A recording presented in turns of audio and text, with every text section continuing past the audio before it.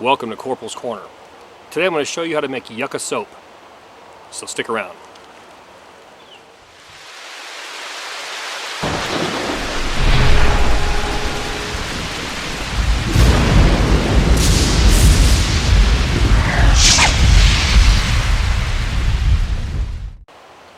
Now I'm out here on a day hike and I'm looking around and it dawned on me that I have several different types of yucca just laying around here by this wash bed.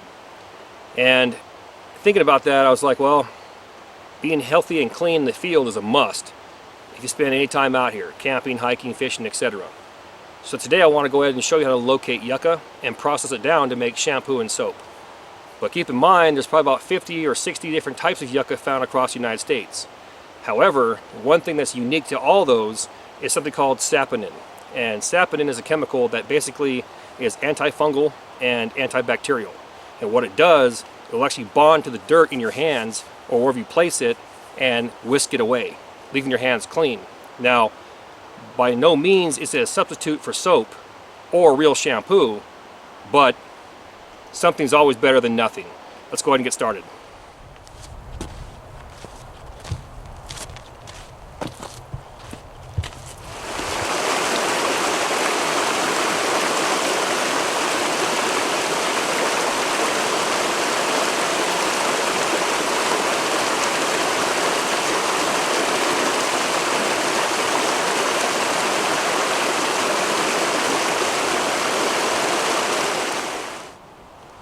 Directly in front of me is a common example of a typical yucca. And what's unique to these yuccas are these narrow blade-like leaves you see right here. And at the very end they have a sharp needle-like tip.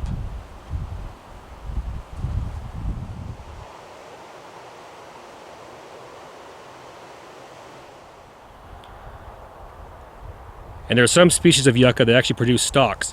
You can see 2 or 3 of them out there in the distance.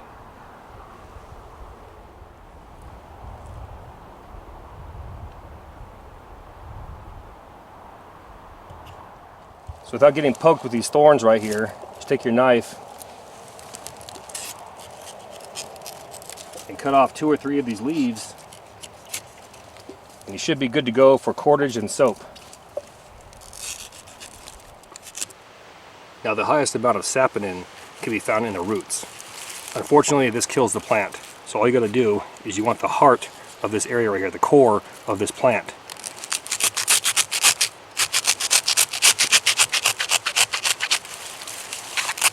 Keep in mind, the leaves can also be used to make soap. They can also be used to make cordage. So in reality, the plant's not going to waste.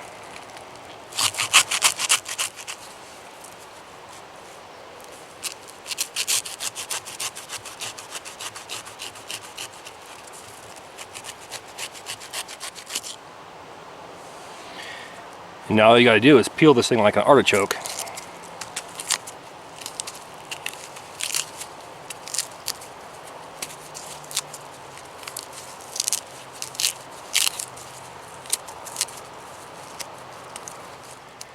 And you can see just by squeezing this right here, that white foam, that's your saponin right there, just already coming out. So once I smash this with a rock and add water, it's going to create a nice rich lather, just like a bar of soap.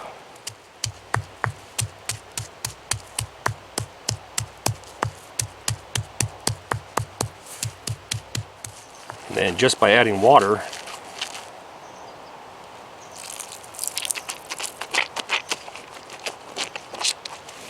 creates that lather that we talked about. And also the pieces of the yucca can be used to scour off any dirt or grime or debris that you may have in your hands.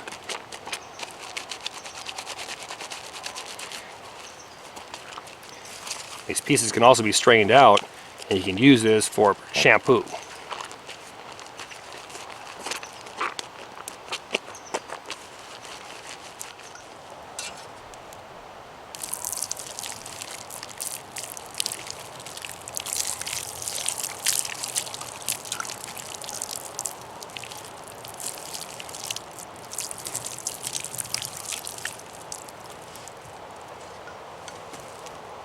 Now another source of saponin can be found in these leaves right here, but they have to be processed down. So go ahead and take your rock and smash these leaves all the way down here and separate those fibers.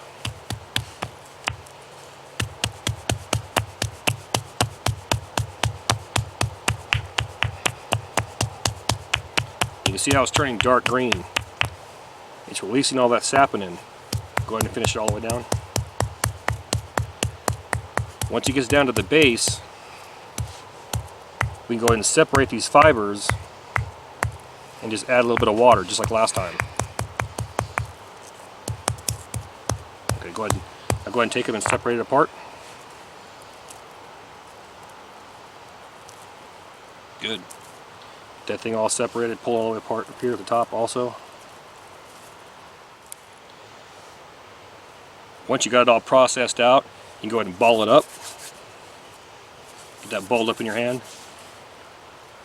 And just like before, we're going to go ahead and add some water. Create that lather. Good. Squeeze it in real good. Work that thing around.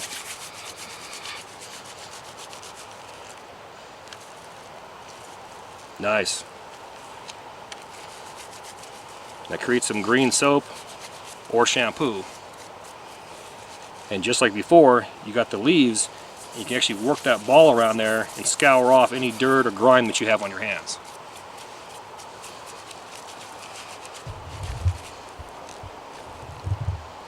Excellent. Very nice. This is cool. You ready? You want to rinse it off?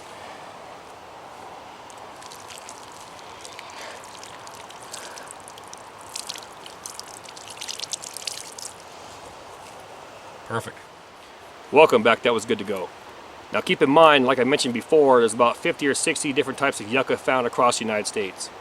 But every single one of them can be used to make some type of hand soap or shampoo. And your first choice every time should be using the leaves. And the reason why, use the roots, you're going to kill the plant. Thank you for your comments, views, support. Thanks for watching. Get out in the field, have some fun. I'm going to catch you next time.